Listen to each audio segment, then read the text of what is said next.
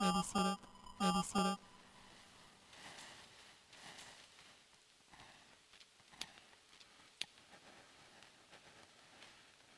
Good morning. Good morning. Isn't Jesus wonderful? So a preacher wanted to know what his teenage son was going to grow up to be. So he decided he'd give him a test. So he put on the boy's dresser four things: a Bible, a silver dollar, a bottle of whiskey, and a Playboy magazine. The preacher figured that what his son picked up would tell him what he wanted to be, what he would grow up into. If he took the Bible, he'd grow up to be a preacher like his father. If he chose the silver dollar, a banker.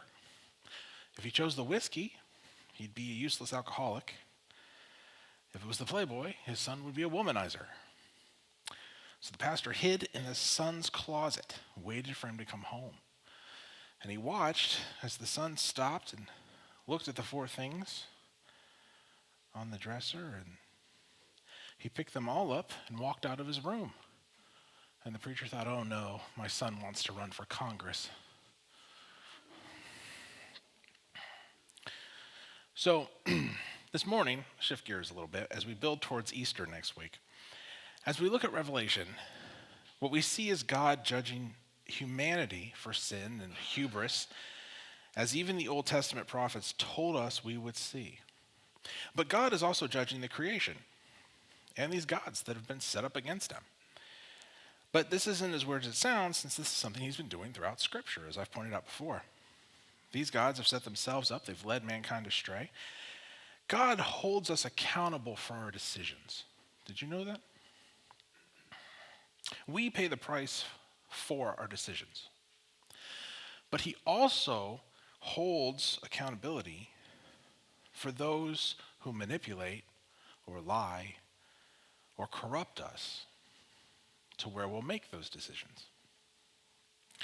One example of this, the Bible tells us not to lie, not to cheat, not to manipulate, many times in Scripture. But one example is in Matthew 15, 18 through 20. We know this one. But those things which proceed out of the mouth come forth from the heart, and they defile the man. For out of the heart proceeds evil thoughts, murders, adulteries, fornications, thefts, false witness, blasphemies. These are the things which defile a man. But to eat with unwashed hands defileth not a man. So notice you've got false witnesses in there, evil thoughts, murders. Other verses such as Exodus 20:16, Leviticus 19:11, Psalms 101:7, Proverbs 12:22, Luke 8:17, John 8:44, Colossians 3:9 through 10, and many, many others. We see this idea of God hating corrupt scales, of God hating people who mislead others, who manipulate, who corrupt. We see Jesus talk about this in Matthew 18:6, Mark 9:42, and Luke 17:1 through 2, where he says, Then he said to the disciples, It is impossible, but that offenses will come. But woe unto him through whom they come. And then talking about the children that were gathered around him, he says, It were better for him that a millstone were hanged about his neck and him cast into the sea than he should offend one of these little ones. The Greek for offend there is scandalizo, where we get the word scandal. It's a Greek word, doesn't mean to offend. It means to cause to stumble or corrupt. So though the child could be corrupted and may sin because of it and be responsible for those sins, there's also a burden on the person and responsibility on the person who caused them to get there, who trained them in this way. Humans were God's special creation. They were his children. And the devil corrupted us. Now we sinned, and we're responsible for that sin. Adam and Eve sinned originally and cast it on all of us. And then we're responsible for our own sins.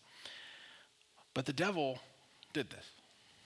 I can't imagine that in his mind, he's not thinking of cases like this. So the liar, the manipulator, the cheater is on the hook as much or even more than the person who actually commits the sins, because they're the reason that person now considers it okay. They've been trained up in this idea. You would still pray and repent and resist temptations, but they're not. They're not doing this. But more mercy is shown to them than to the person who taught them to be this way. It's an interesting idea. God is judging the creation that is in sin, that is pushed back against their creator. And they've pushed against God hard. And now they are in open rebellion like we've never seen.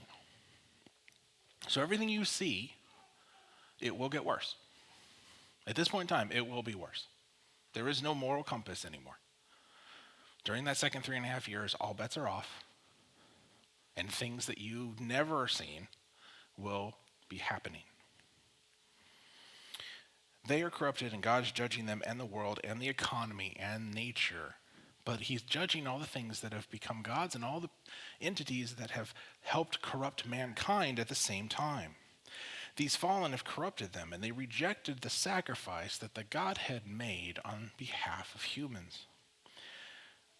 The Godhead had to sacrifice 1/3 of its members, Jesus. Jesus had to pay the price for all humans. And notice God judges 1/3 of all the items. Is it coincidence? Maybe. But he's not happy about it. He always knew that this would be the option if they decided to follow through on the plan of creation. And it was agreed upon before creation that if this happened, it's called the everlasting covenant, if this happened, mankind is going to fall, they're going to sin, and it's going to require our death. Jesus, are you willing to go through with that? And he said, yeah, I'm willing to go through with that. This was done before creation and established before our creation. Jesus is the mediator of this covenant with us, a new covenant that he's given us. And he is the propitiation of our sins on behalf of the Father. We see that in Luke 22:20, Romans 3:25, 1 Corinthians 11:25, Hebrews 7:22, and 8:6. This is a one-sided covenant, as a lot of them are, between God and man, made by Jesus as the mediator between us. It's not that new. It was never hidden. Some of the details were. We actually see God talk about this covenant in Jeremiah 31:27-34 and Ezekiel 11:14-21, where God says he is making a new covenant with man. There is a new covenant he will make. He tells them ahead of time that this is going to happen. And the details are held until the covenant's complete. Mankind rejected it, and they continue to. And God has no choice but to judge them. This may not be obvious, but this is about loss. Something that you miss in Revelation sometimes. God is actually suffering loss here. Loss is something that if I ask for a show of hands, we're all familiar with, aren't we? We've all experienced loss. We've all lost someone dear to us. And it isn't something that stops happening. But we're in good company. The Bible has many examples of people who have lost someone. And today I want to look at some of them. Let's look back at the first humans, Adam and Eve. They suffered a loss none of us will know. They lost their perfect home. They lost their easier, pain-free, stress-free lifestyles where nothing was really an errand. Nothing hurt. Nothing was made with blood, sweat, and tears. This wasn't the way the creation was. It was easy. They had a 10-dimensional lifestyle that we can't appreciate until we get to heaven. But they lost theirs. See, when we gain it in heaven, we don't lose it. They lost theirs. So the concept of having it, of only ever having it and then losing it, whereas we've never had it, then we gain it. we're kind of used to the idea of a life without it. They lived a life we won't know until then, and a walk with God that we can't understand and appreciate. Literally walking with God every day in the garden he created, walking right next to him. Can you imagine how amazing that would be? I mean, that's like, there's really no words for it. Speaking with him, seeing him face to face, like we're seeing each other right now. Like taking a walk with a friend in a garden, out in your yard or whatever. That's what we're talking about. You just walk and talk with God. And we can do that through prayer, but it's a bit different when he's standing right next to you, don't you think? When the creator of the universe is literally standing right next to you and you're walking with him. I can imagine it feels a little like, it's nowhere near, but a little like walking with president or somebody really important, because there's all these angels guarding, and they'd be all over the place, everywhere you go.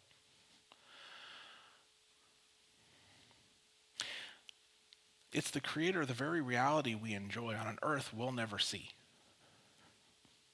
See, as I pointed out last week, 70% of our planet is covered in water, leaving 30% for things that live on land. 24% of the earth is actually green. Only 12% is actually inhabited by humans. So not really the risk of overpopulation they want to push. And honestly, if you have enough food to get fat of and throw it away, you can't really use that argument. We have more than enough to feed everybody, more land than we could use. And as beautiful as this planet can be, as beautiful as some of the areas of the planet are, it has lost so much. It is technically a wasteland by definition. We cannot appreciate what it was like before the flood. We can't. And the flood is post-fall. Much of what used to be livable land is now underwater. We see this all the time. We discover cities and lost areas. Do you know there's an entire continent that New Zealand's part of that's now underwater? Didn't used to be. Only New Zealand sticks up. So a lot of this damage is lost in the flood. Entire cities in Japan, around Egypt, and all these areas that were once mentioned that we couldn't figure out where they were, and we found them underwater. They had sunk. Entire areas of countries that have been just lost to erosion. Now, you find the relics underwater out here. The bay's moved miles inland. A lot of damage, a lot of climate shift that didn't happen before. The world at one point was all joined, and it had one steady climate. At one point, Alaska wasn't snow-covered. There are trees there that somehow instantly got covered with water, and as it shifted, it froze. And we've dug down and found these trees. We find lakes. We find all kinds of things. Think about it. David fought a lion and a bear in a desert. Didn't used to be. And they'll even tell you this. It didn't used to be. It used to be a jungle. It used to be lush. All these places on the planet, deserts, at one point did not exist. They were a different climate. All of this stuff has changed. And this was before the flood. But before that, you had a perfect creation. We can't really appreciate what the planet was like before the flood. But perfected, now that's a different story. And on top of that, God had a crowning jewel. So out of perfection, he had a perfect perfection. He had a step up called Eden. How do you have a step up from perfection? Only God could do that. And it was called Eden, and they lived in it.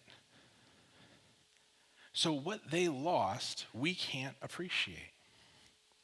And then they get used to their new life. They get used to having to hurt. They get used to having to feel pain and having to sweat and bleed and get sick.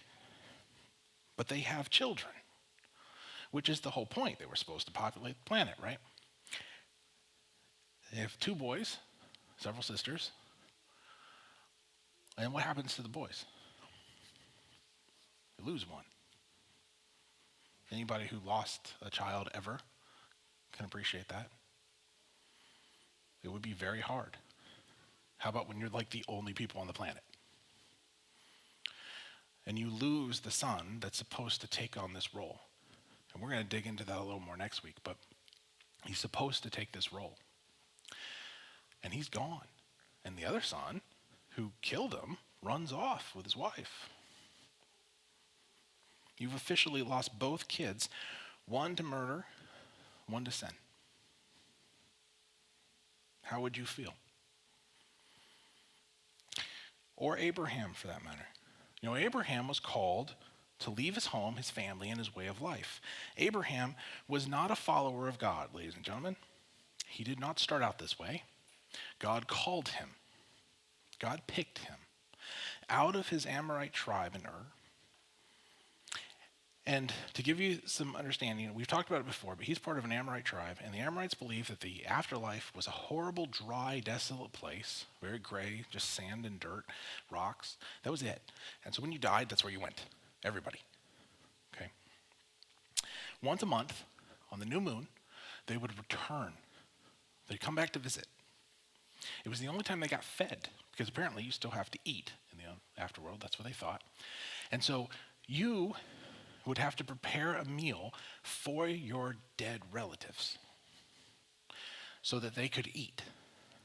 You'd have to remember them and carry on their memories so they wouldn't be forgotten. If you don't do this, the spirits would become upset and they would become evil spirits. And this is how they explain the appearance of demons after the flood. So it came down to the family to care for the dead relatives, all of it.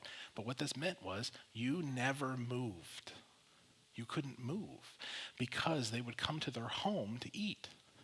So you had to stay in that house forever and build on and add on and prep this meal. They couldn't wander. If you moved, they'd wander, not know where you were, get lost, and also become evil spirits. This meant that all of your dead predecessors were buried. Not in a graveyard, but in your floor. They buried them under the floorboards of the house, under the dirt. Never escape those in-laws. Ever. They'd be buried in your floor, and you have to feed them once a month. This also meant you had to have children, because who takes care of you when you die and you're in the floor? See the problem? This is what they believed. This is the culture that Abraham grew up in. This is what he knew. The cultures nearby, the Akkadians and the Babylonians, had at least 200 gods. There's a Babylonian Akkadian tablet, and it shows 400. And we're not sure if it's actually 400 or if it's 200 and then the same 200 by the names they went in Babylon, because they used different languages, okay? So it could just be like this god is this god and this god is this god. We don't know exactly, but at least 200. And every area had its own ruler over its own territory, sometimes multiples for each thing. So it was never about, like we've said before, it was never about your God doesn't exist, my God does. It was an argument about which God do we worship? What blessing do we need? And that's always the thing here, okay? So all these ancient cultures, they had no problem with all their other gods. When you went to war, it was not a country versus a country. It was their God versus our God. It was their war god versus ours. And many of the surrounding cultures thought Israel was weird because they only had one. And he was a war god as far as they were concerned. And it's weird. They didn't have any other god. They said their war god did all this. And they thought that was weird because no war god does all this. But they knew nobody messes with Israel's war god. This is the culture that Jehovah calls Abram out of. But we find with Stephen in Acts, Abraham didn't really obey. He moved north. I'll show you a map. He moved north. He's in Ur, and he moved all the way up there to Haran. That's not where he was told to go. He was told to go where God says, I'll show you a new land, right? That's not what he did. He didn't move straight west over to Israel. He moved upriver, 50 miles along the river, In Genesis, God even mentions the shift in passing in Genesis 11 and 15. He called him out of Ur. But in Genesis 12, he's called forth from Haran. Because what he did was he moved up north and waited for his father to die. Buried him there, and then God called him again. He wouldn't move until his father passed. He's already left his family, and as I just explained to you, that's a huge deal because now no one's taking care of the dead relatives. That's a big thing for him. And then he moves up north, buries his father. Now God's like, all right, now you gotta leave him too. Go where I tell you. And he goes down there. And one reason it's not super mentioned, it's mentioned in passing so you understand it, is that his faith accounts for sins. So in the next map, he then calls from Haran and moves down to Canaan where he was supposed to go. He could have just gone straight across and made this a lot easier and not waste 25 years of his time. But this is what he did. So he loses his family. He abandons his home. He moves to a new land under new gods, new enemies that he doesn't know. Don't trust him. If you remember, he ends up having to fight off warlords. He becomes what is essentially the richest man at the time. Right around the time of Job, but probably right after. This is why Abraham is so hung up on having an heir. This is why he has to have a kid. This is why it bugs him that all these years go by and God hasn't given him one, to the point that he takes matters into his own hands with Hagar. Because Abraham says, you haven't forgotten. I need a son because my servant can't do it. We know the servant, his name's Eliezer, wonderful guy. But he won't do it, and it's true. What he won't do, what he can't do, is he, as the servant, cannot take care of the family. Okay? He can't do this role. It has to be family, blood family. Eliezer's not. So he's worried when he dies, and when Sarah dies, no one will take care of him in the afterworld. So even this far along, remember how far into the story we are by the time he has Ishmael with Hagar. He still has not broken that. That's still ingrained in his mind. But the point was, he had to give up. That's how deeply ingrained this culture was. So you have to give all that up and literally abandon your responsibility as family. Abandon your father way upriver. Lose your whole family, lose your culture, lose your beliefs, lose what is your job and your home and everything else to go into this strange land. And it limited his obedience and his faith. But the faith he had, God counted for everything. How about Jacob? He worked his butt off for one woman while practically ignoring the first wife, which is a big no-no with multiple wives. The first always has priority and veto right. There's rules to this, believe it or not. Jacob loses his home for years and his brother for years. He almost loses his wife, or so he would fear. See, we can look at the story as a total, but imagine yourself in that position. To you, you've lost it. Abraham, when he was told Isaac was going to be sacrificed, at that moment, to him, Isaac's dead. He's agreed to do it. He just lost his son to this God. This guy who drags him across the country, gives him a bunch of stuff, takes forever to give him a son, and then when he does, he asks me to kill him? It's a good thing I had a kid the other way. But to him, it's loss. It doesn't matter how it works out in the end. Every time you have loss in your life, it might work out okay. But to you in the moment, it's loss. And it affects you. So, he almost loses his wife. And then, because the deal was kind of reneged on and he has to work longer.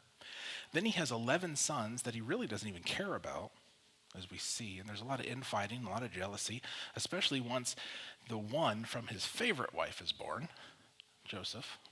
And then it's very clear who he likes more. You know, you're not supposed to have a favorite kid. Well, you're not supposed to admit you have a favorite kid. But you definitely don't give them a super expensive thing and dote on them and treat them like the only kid, right? It's no wonder they had problems. To him, his son is dead. He lost his favorite son. to lose any kid at all, but to lose your favorite that you're not supposed to have. He lost him, mauled to death.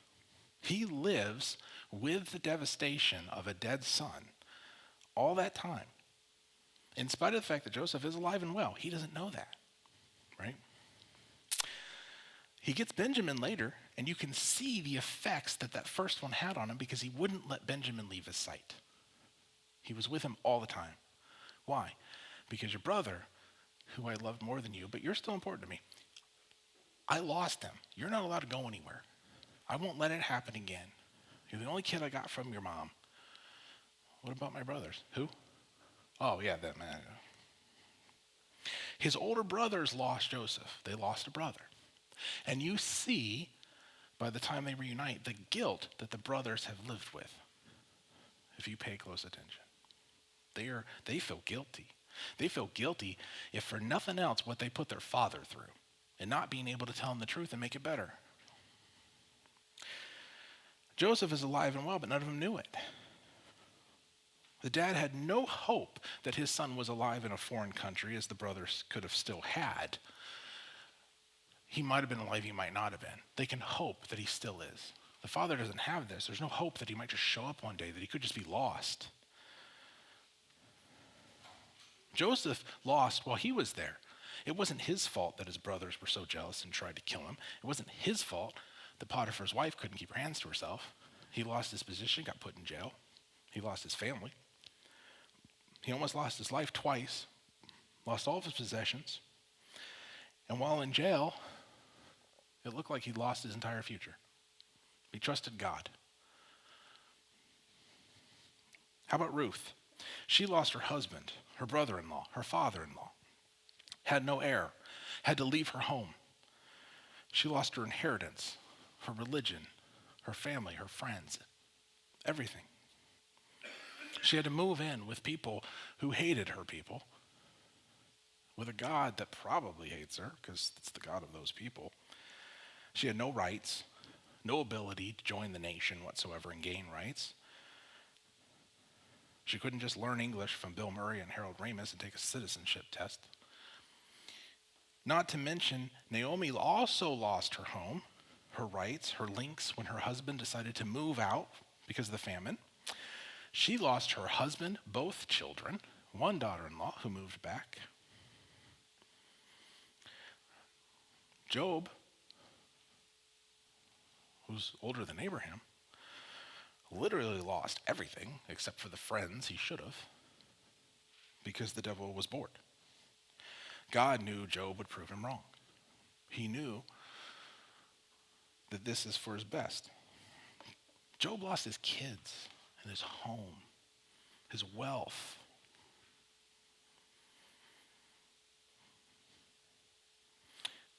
God was going to restore it all, right? God doubled it all. But Job didn't know that. He didn't know. As far as he knew, he'd lost everything.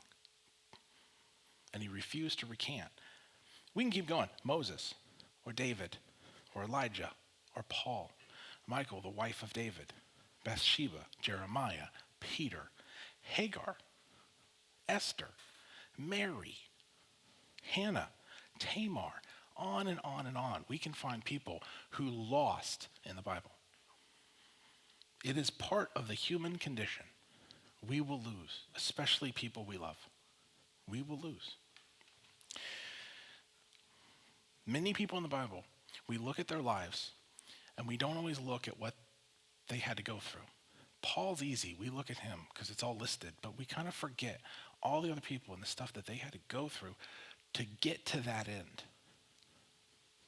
And what all of that would have done up here to those people. Could you imagine going through some of this stuff? How would you feel? I mean, in some of these cases, it's decades before the Lord, you look at the end that they got, it could be decades later. To them, they're suffering this loss and this humiliation and this defeat. Yeah, it worked out in the end, but like I said, they don't see it. And loss is a crucial part of life, ladies and gentlemen. It's an inherent part of life. not all of these stories ended the right way. What we see in the Bible is example after example of people who lived by faith and people who didn't.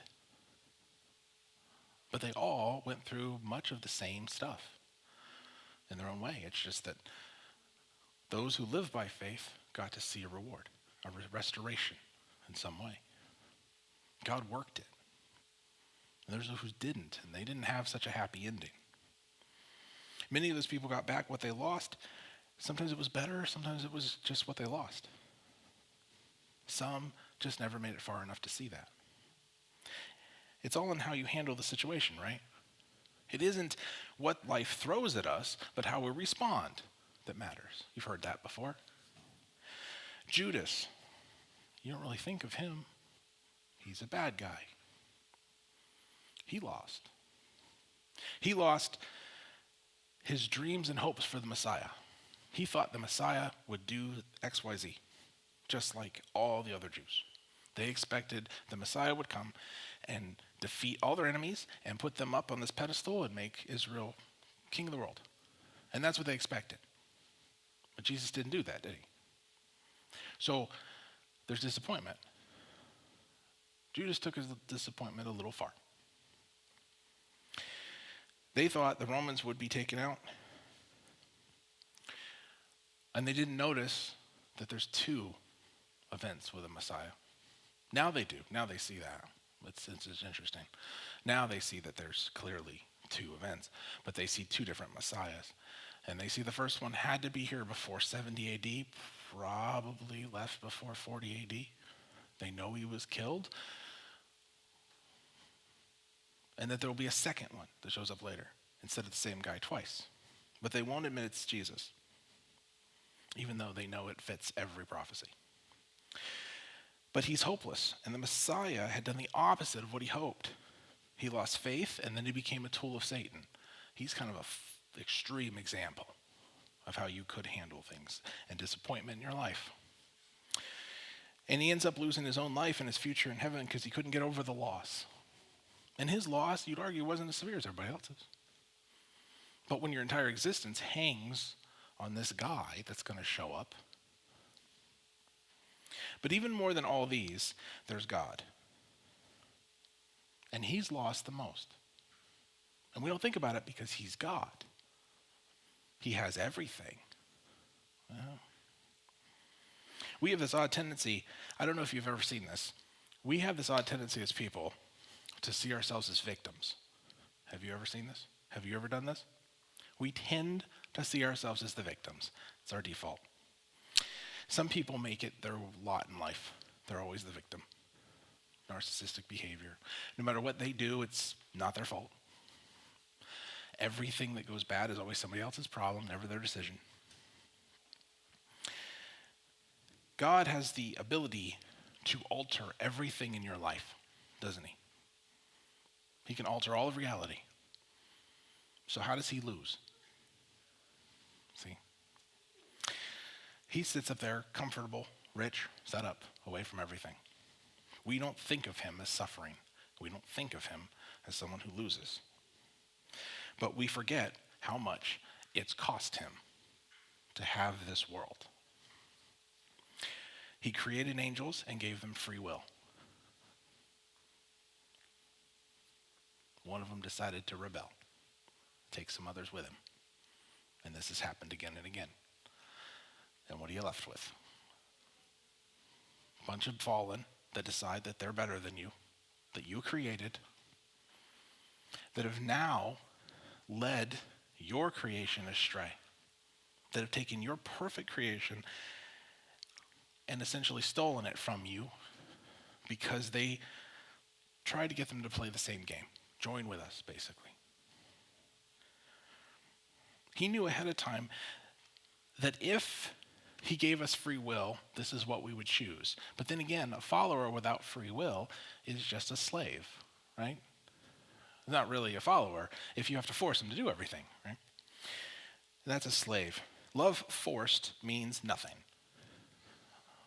But a person who chooses to love you in spite of everything, well, that's everything, man.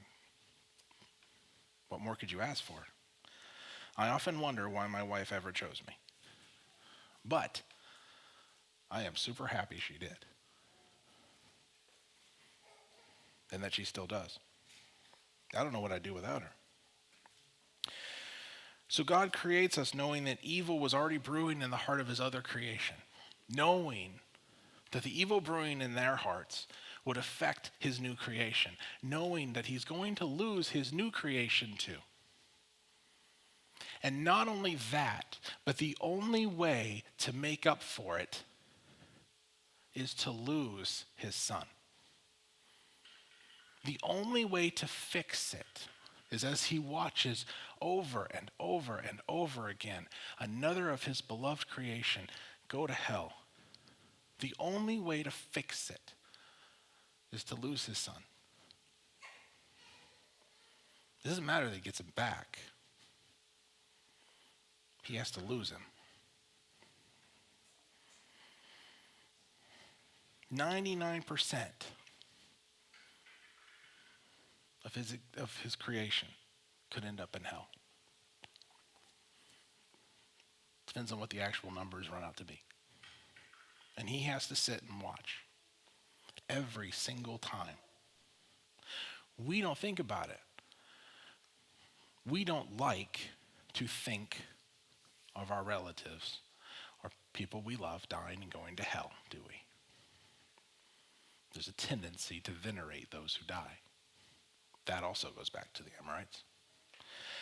A tendency to ignore the reality because we just can't think of it like that. I get it. Nobody wants to think about that. But then again, we also don't see it. So we can rationalize and we can think what we need to think. God is watching and God sees and God's aware of hell. And he's aware of what they're going through. And he's aware of every single person who's died and gone there. And every one of them is a personal hurt. Every one of them is a cut. Every one of them is tears as he sits and watches this happen. His own creation, whom he loved more than anything, could and would never be able to appreciate what he's willing to do and how much he loves us. And it would cost him all he had. It would cost him his son. Jesus would have to give up his extra-dimensional God tier status as creator from outside realities and become human permanently. So we don't think about that. Jesus did this permanently. He is no longer what he was. That's why Emmanuel was his name. God with us. Because it's how God came into his creation. He became part of a creation to save it. It's a permanent loss. We cannot appreciate that. We cannot understand it. We can't. It doesn't matter. Even in heaven, we'll never appreciate it because we'll never know what it's like, even in 10th dimension, to live outside of them or to have created it and then have to give that up. Could you imagine being God and then giving that up, knowing you're never getting back? He is now permanently. He still bears every scar, every bruise. We know this because he showed them off afterwards, remember? With Thomas, he said, "You doubt me? Stick your hand in my side. There's a giant hole where a spear went. Go ahead, you can stick your hand in there. Feel the imprints in my wrist if you don't believe me." Thomas didn't have to. But the fact is, he still holds all that. Black eyes, bruises, the skin ripped away. That's what he looks like. There are scars in heaven. Someone said that's the only man-made thing that makes it to heaven. Scars and bruises. He retains them because, remember, by his stripes, we are healed. He permanently bears them so that we don't have to. He lost more than we could ever appreciate. And it's easy to get sidetracked with our own lives because they can be very painful.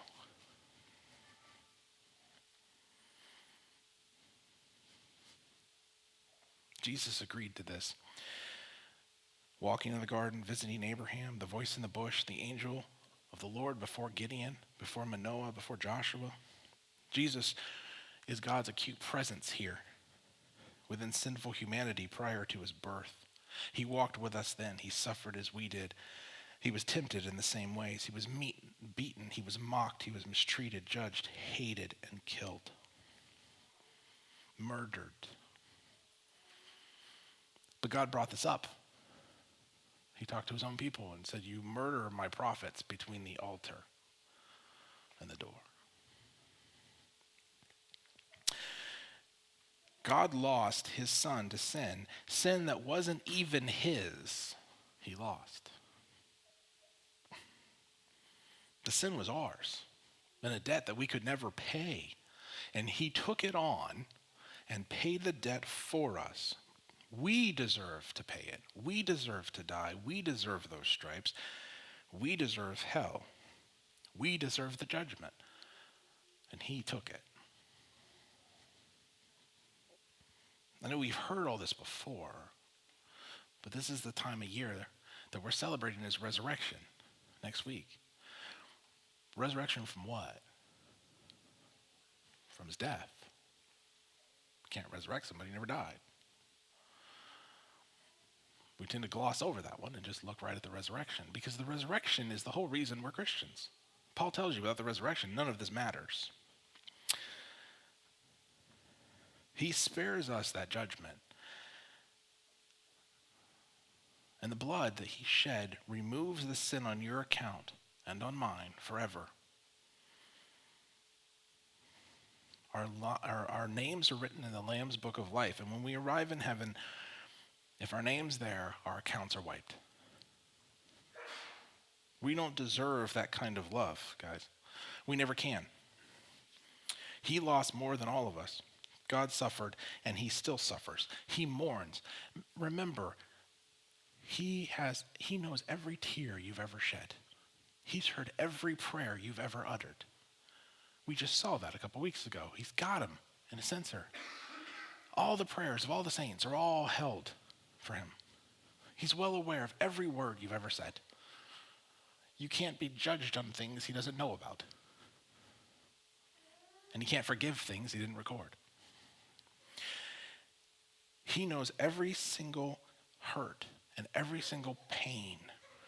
And he mourns each of those. So imagine how he mourns someone going to hell.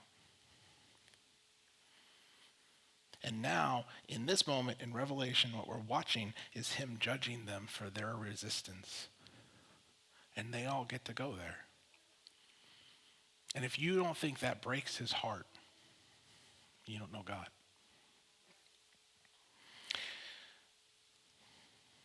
He offered his son, and they reject it. And they reject him over and over and over again. He tries to give you a way out. And he literally dies to do it. And they reject it. He loves being able to offer this. And he wants you to accept it. Not to gloat because we accepted it. Not to think we're better because we have this. The way he intended us to be before we were corrupted by these influences. And I mean no disrespect to anyone, but no one has ever lost as much as God has. Nobody.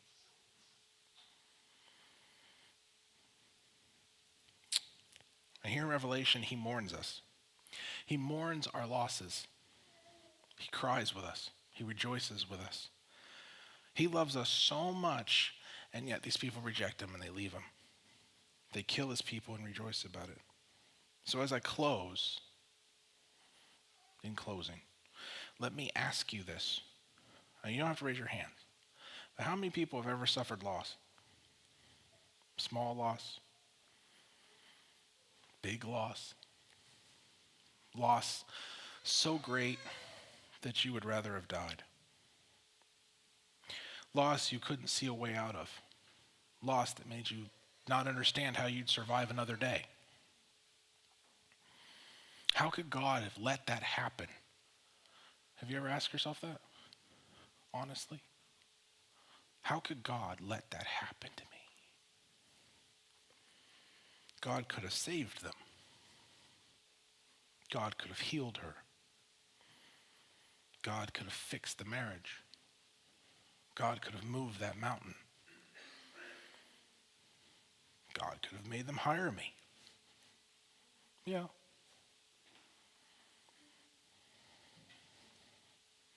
God could have provided for the bill. We forget we're not the ones who suffer.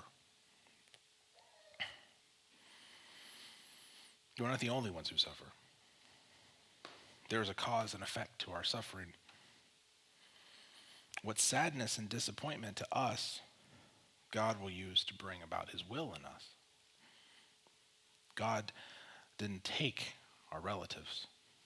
Sickness and death did that. Curse of sin did that.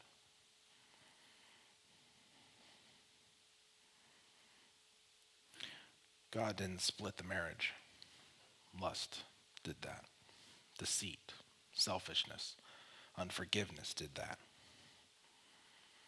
Sometimes the trauma of loss gets us to the place that we spiral down.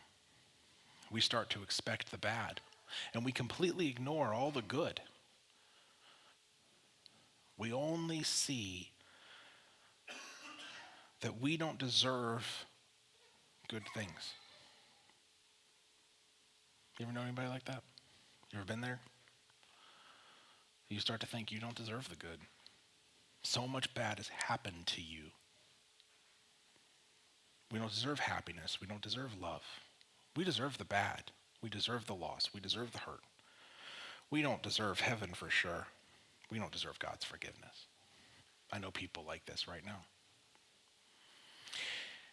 And you know what? You're right. We're all right. We do deserve hell. We don't deserve his love. We don't deserve his forgiveness. We don't deserve his mercy. That's the whole point. That's what mercy is all about. That's the beauty of it.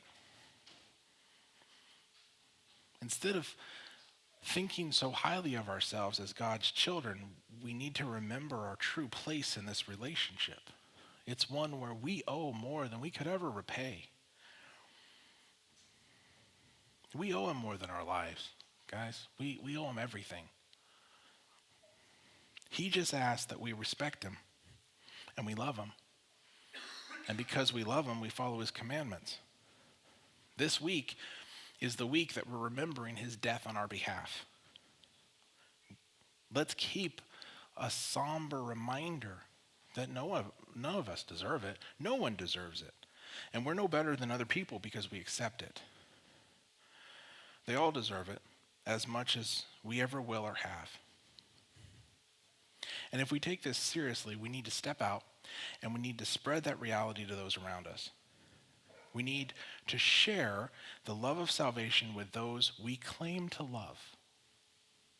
And we should love those we claim to want to witness to, even when they reject us. Because if you love somebody, they don't go to hell. You don't want them to. You fight for them. You fight to make sure they're with you when you're up there. Did you know that if we don't share the gospel, we hate them? That's what the Bible tells us. The Bible looks at things a bit differently than we do, because God looks at things a bit differently than we do. We see grace, he doesn't. If we don't want to share the gospel with them, I've literally heard Christians say, I don't want to go to heaven if so-and-so's there. I've heard that phrase more than once. Well, if so-and-so would be there, I don't want to be there. What a crazy thought. That's nuts. You'd throw away all of eternity because that person's there? That's crazy. But that's hate. It's irrational. In 1 John 3:15, John tells us, whosoever hateth his brother is a murderer. And ye know that no murderer hath eternal life abiding in him. So John tells you right there, if you hate, especially fellow Christians, if you hate, you don't have Jesus in your heart.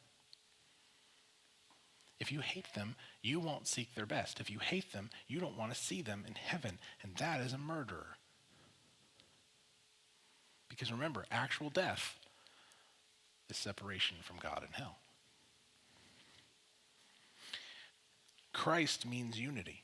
In 1 John 2, 9 through 11, it says, he that saith he is in the light and hateth his brethren is in darkness even until now. He's saying he has no Jesus in him. If you hate your brethren, he has no Jesus in him. Not that he's not the best Christian he should be, but that he's not one.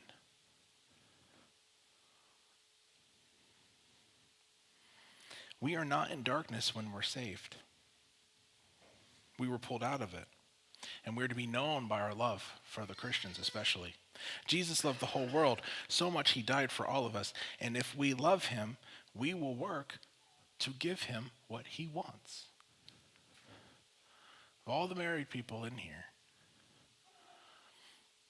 you love your spouse, I assume. Don't you want to give them what they want?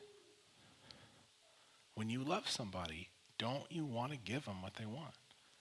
Don't you want the world for them? It's not always the best, I understand that. But I love my wife, and I would give her the world if I could. The best I can promise is I'll buy her tacos. But, I would give her the world if I could. Because I love her. How much more does God love you? He's going to give you everything that he could give you. And if we love him, we want to give him everything back. And to give him everything back, what he wants is the whole world. That's what he wants. He doesn't want anybody to suffer. Here, we are getting a picture of his heart. We're getting a picture and seeing God mourn. There's silence before the judgment because we're watching him mourn. We're watching him lose. We're watching him suffer. We're watching his heart break. Do you want to sit and watch that with someone you love? Watch their heart break? If you've ever done it, it's insufferable. It's unbearable, knowing there's nothing you can do for that person. So let's remember that this week.